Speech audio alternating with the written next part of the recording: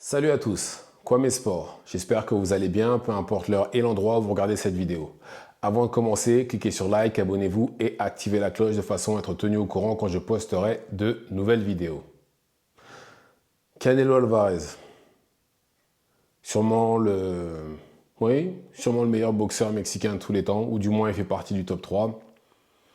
Oui, regardez les stats, regardez ce qu'il a accompli, comparez-le à Julio César, etc. Vous allez voir, je ne dis pas n'importe quoi. Il a réussi à obtenir les 4 ceintures en super middleweight en l'espace de 11 mois.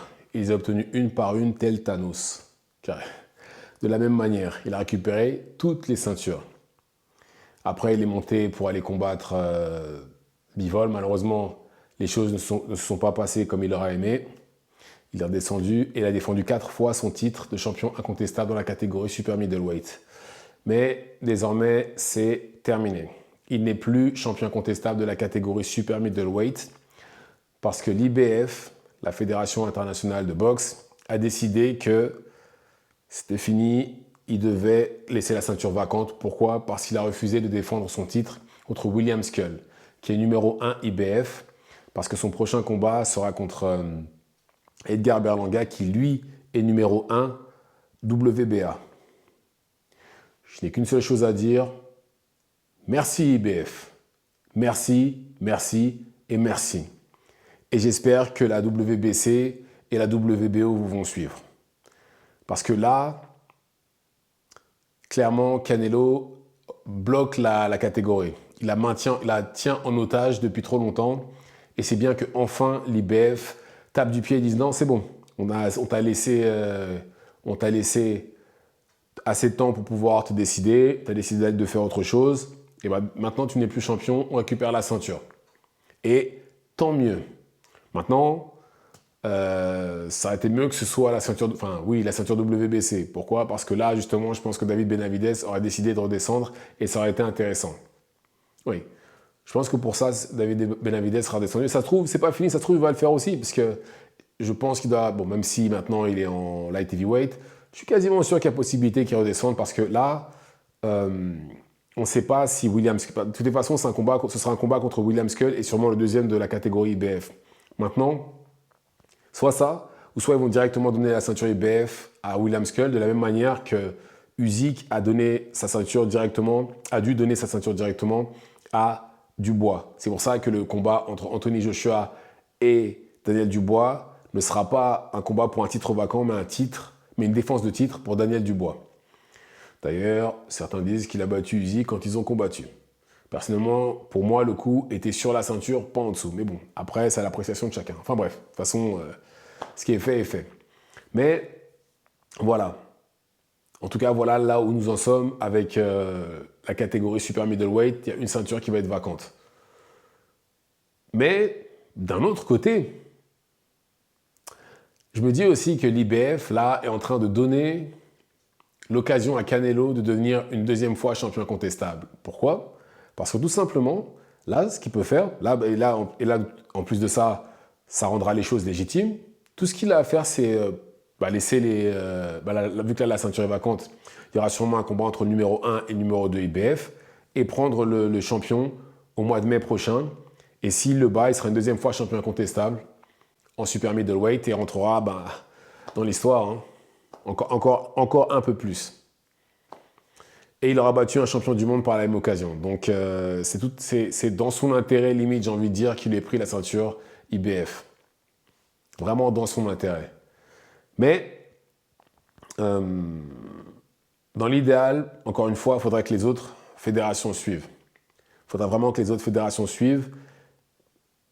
Parce que c'est pas normal que, par exemple, Jermell Charlo, dès qu'il est rentré dans le ring contre Canelo, ils l'ont repris, la ceinture WBO était vacante. Ensuite, ils ont repris toutes les autres ceintures à la vitesse de la lumière. Je crois qu'il y en a peut-être une de lui-même il a décidé de la laisser vacante, mais le reste, tout lui a été pris. Terence Crawford, pareil. Bon, lui après, il a un peu cherché parce qu'il a Terence Crawford, à la limite, c'est compréhensible parce qu'il a clairement dit qu'il ne redescendrait plus, qu'il était maintenant en light middleweight. Et qu'il va combattre pour un prochain titre prochainement. la semaine prochaine, samedi de la semaine prochaine. Mais les ceintures lui ont été retirées à la vitesse de la lumière. Il ne lui reste plus que la ceinture WBO en sa possession maintenant. Et dans quelques temps, ça ne me choquerait pas qu'elle soit vacante ou qu'elle soit donnée à Brian Norman Jr. Parce que c'est lui le numéro 1 dans le classement WBO. Mais voilà, je pense que c'est bien que enfin une fédération tape du pied devant Canelo parce qu'il a fait la loi depuis trop longtemps. Et ça a été comme ça depuis Golovkin. Parce que contre ils auraient dû déjà se rencontrer après son combat contre Miguel Cotto. Parce que le vainqueur, c'est déjà mandaté, c'était le numéro 1 WBC Golovkin. Et le vainqueur du combat entre Canelo et Golovkin devait rencontrer Canelo et Cotto, pardon, devaient rencontrer Golovkin. Maintenant, ce qui s'est passé, c'est que, forcément, ils ont dit, bon, maintenant que tu as la ceinture, tu as tant de temps pour négocier avec Golovkin. Il a refusé. Donc ils ont dit, bon, vu que tu veux pas combattre, et je crois que c'est même de lui-même qu'il a dit, non, gardez là votre ceinture. Bon, après, bien sûr, il a combattu Golovkin. Mais voilà, il n'a pas combattu directement après. Il a dit non, je veux négocier, je veux plus de temps, etc. Même s'il a combattu 2 fois entre le combat contre Miguel Cotto et le combat contre Golovkin, il a quand même combattu 2 fois, ce qui est quand même énorme. Mais, depuis ce combat-là, depuis ce problème-là qu'il y a eu avec le WBC, ils font des courbettes devant lui. Ils font des courbettes parce qu'à aucun moment... Mauricio Suleiman, qui est le président de la WBC, a ordonné un combat entre Canelo et David Benavidez. À aucun moment. Et pourtant, il était numéro 1, il a battu... il a presque éliminé toute la compétition qu'il y avait. Il a battu Plant, hop, dehors. Il a battu Andrade, dehors. Et il avait même dit que s'il prenait Munguia, il était prêt à prendre Jermall Charlo pour être sûr d'avoir le combat en septembre.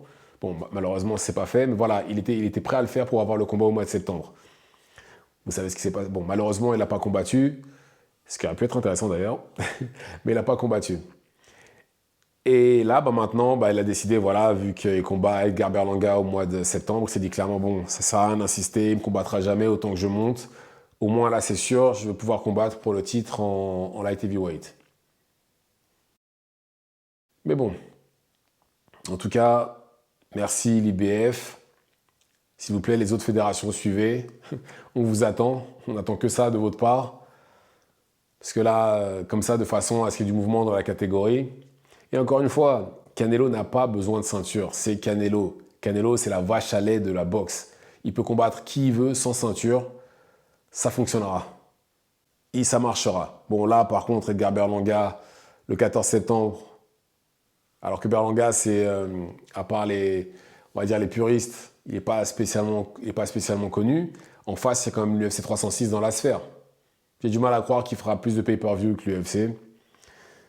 Et j'ai du mal à croire qu'il vendra même plus de tickets que l'UFC. Personnellement, j'ai le choix entre les deux. Canelo qui combat Edgar Berlanga ou UFC 306 avec O'Malley Merab. Non, je vais voir l'UFC, désolé. Hein. J'ai le choix entre les deux, ça va être UFC. En plus de ça, je suis quasiment assuré de voir du spectacle. Donc non, désolé, je vais pas aller jeter mon argent pour aller voir Canelo combattre quelqu'un qu'on sait tous qu'il va battre. On sait tous qu'il va le battre, Edgar Berlanga. On sait tous. À moins que Edgar Berlanga, d'un seul, après avoir combattu que des combattants de niveau C et D, miraculeusement deviennent invincibles et tabasse Canelo qui est un combattant de niveau A+. C'est possible, hein, je ne dis pas le contraire. J'y crois pas, mais c'est possible. Mais bon, après ça, j'aimerais bien savoir qu'est-ce qui va se passer après ça, parce que là, théoriquement, au mois de mai, pour moi, ça va être un combat contre le vainqueur du combat pour la ceinture vacante IBF. Pour moi, ça va être ça au mois de mai, parce que c'est sûr et certain, si Canelo fait ça, il sera 2 fois champion incontestable. Et je sais très bien, on sait tous qu'il ne passera pas à côté de ça. Et vu le nombre de combattants qui le sont, il peut pas être... C'est le seul truc qui le sépare justement de tout ce qui est Usyk, Inoue et Crawford. C'est la seule chose qui le sépare d'eux. Parce que sur le reste, il a un meilleur CV. Ouais, il a clairement un meilleur CV. Il a battu plus de champions du monde. Il a été champion incontestable une fois. Il le fait une deuxième fois. Il passe au-dessus d'eux. Même si, sur le papier, c'était plus dur pour les autres que lui. Mais l'accomplissement est là. L'accomplissement est là. 2 fois champion incontestable. Il rentre dans le Panthéon. Enfin, il est déjà dans le Panthéon, mais bon, encore plus. Mais bon, je sais pas, je sens que de toutes les façons, je pense qu'on assiste là très clairement au. Allez, là, 34 ans Canelo. Peut-être à la dernière, voire même 2 dernières, ou au pire des cas, peut-être aux 2 dernières années de Canelo actif. Après, je pense qu'il va arrêter. Je pense pas qu'il ira au-delà parce qu'il commence déjà à montrer les signes de faiblesse. Et en plus de ça, les fédérations commencent à taper du pied. Il y a des chances que si une deuxième fédération l'oblige à laisser une ceinture vacante, ça ne me choquera pas qu'il dise ouais, c'est bon, j'arrête. Ça ne me choquera absolument pas. Et je pense que même c'est ce qui risque d'arriver. Mais bon. Ah là là, franchement, j'insiste, je suis vraiment content qu'il y ait enfin une fédération qui tape du pied devant Canelo. Depuis le temps. Ah non, c'est beau de voir ça. Ça fait vraiment plaisir. Mais bon, elles vont peut-être pas. Elles ont mis. L'IBF a mis du temps, hein, je dis pas le contraire. Elle a mis du temps, l'IBF. Mais petit à petit, l'oiseau fait son nid. On va arriver au stade où justement les autres fédérations vont sûrement aussi faire la même chose.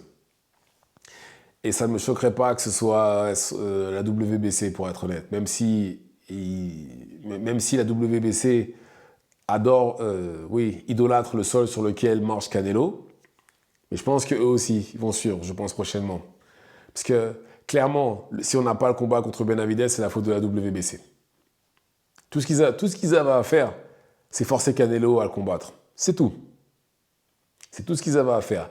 Et justement, là, le fait que David Benavidez soit monté et qu'il ait l'opportunité de pouvoir combattre le vainqueur de Bivol Beterbiev, c'est clairement un lot de consolation. Ouais, vas-y, t'as pas pu avoir Canelo, mais monte et on te mettra en numéro 1 pour que tu puisses combattre pour toutes les ceintures une fois qu'il y aura un vainqueur entre Bivol et Beterbiev. Sûr et certain, c'est ça. Mais bon, je pense qu'ils vont suivre et tant mieux. Donc voilà. Dites-moi ce que vous en pensez dans les commentaires. Activez la cloche de façon à être tenu au courant quand je posterai de nouvelles vidéos. Et c'est tout pour moi. Ciao, ciao.